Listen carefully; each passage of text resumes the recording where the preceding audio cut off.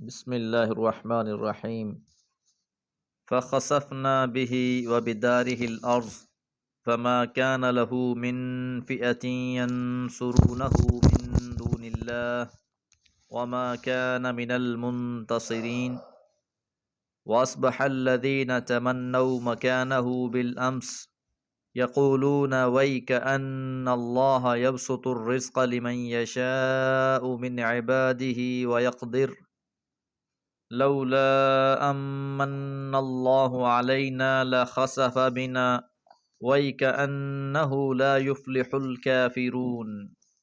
سورہ قصص آیات 81 اور 82۔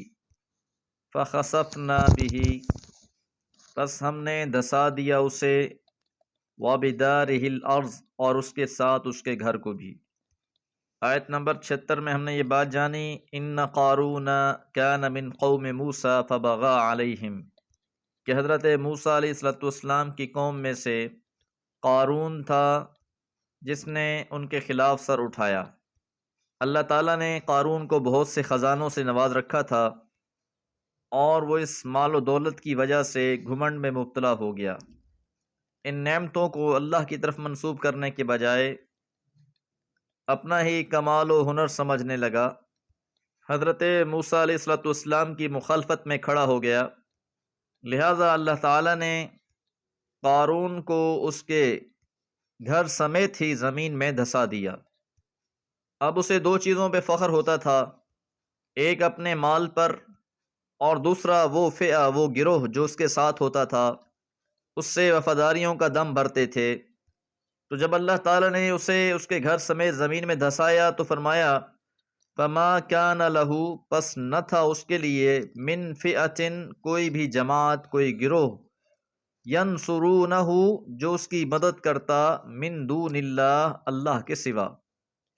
کسی کے بس میں نہ تھا کہ کوئی اللہ کے مقابلے میں اس کی مدد کر سکتا، اور اسی بات کی ناصحین نے اسے نصیحت کی تھی کہ جو مال و متاع اللہ تعالیٰ نے تجھ کو عطا کر رکھا ہے اس سے رب کی رضا کو تلاش کر۔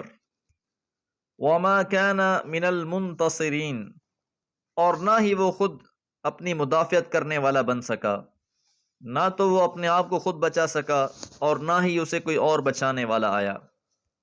وَأَصْبَحَ الَّذِينَ، اور ہو گئے وہ لوگ جو تمنا کر رہے تھے، مکانہ، اس جیسی، اس کی جگہ کی، بالامس، کل تک۔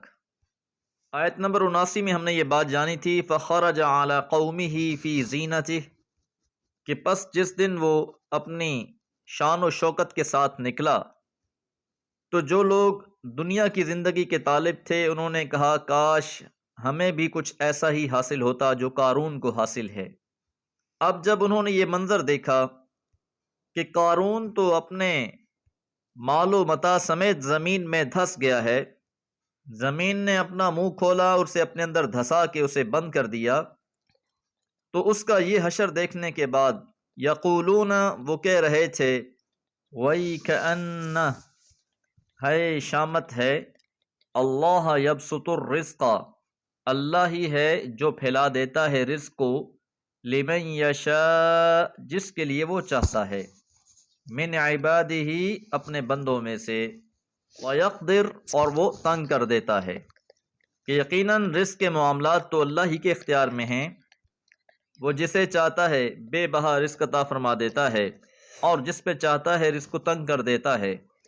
یہ اسی کی شان ہے، یہ اسی کی عظمت ہے، وہ بہتر جانتا ہے کہ کس کو دینا ہے، کتنا دینا ہے، کب دینا ہے، کس کو کشادہ رزق دینا ہے، کس کو تنگی کے ساتھ دینا ہے۔ یہ سارے کے سارے اختیارات اللہ وحدہ لا شریک کے ہی ہیں۔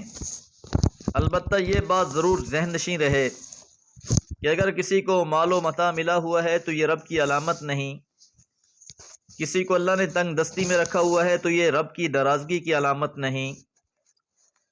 وہ کچھ لوگوں کو مال دے کر آزماتا ہے اور کچھ کو تنگی دے کر آزماتا ہے، امتحان سبھی کا ہے۔ البتہ خوشبخت انسان وہی ہے جس کو جتنا ملا وہ اس پہ قانع ہو گیا، قناعت اختیار کر لی۔ تو ایک تو ان لوگوں نے یہ اقرار کیا کہ واقعی رزق کا اختیار تو اللہ کا ہے، اور ساتھ یہ بھی کہا لولا امن اللہ علینا، اگر اللہ کا احسان نہ ہوتا ہم لوگوں پر، اللہ کا فضل نہ ہوتا ہم لوگوں پر، لخسف بنا، تو ہمیں بھی دھسا دیتا۔ جس طرح قارون کو دھسا دیا، اسی طرح اس کے حال کی تمنا کرنے والوں کو بھی اللہ دھسا سکتا تھا۔ تو یہ محض اسی کا فضل ہے کہ اس نے درگزر والا معاملہ اپنایا۔ وَإِكَأَنَّهُ، ہائے خرابی، بلا شبہ، لا یفلح الکافرون، کافر کبھی فلاح نہیں پائیں گے۔ تو اس واقعے کے ذریعے سے مکہ کے ان امراء کو بھی تنبیہ کی جا رہی ہے کہ جنہیں اپنے مال و متاع کا بہت گھمنڈ تھا اور اسی کو اپنی کامیابی کی علامت بیان کرتے تھے۔ دعا ہے اللہ تعالی ہم سب کو مال کے فتنوں سے محفوظ رکھے۔ وما علیہ الا البلاغ۔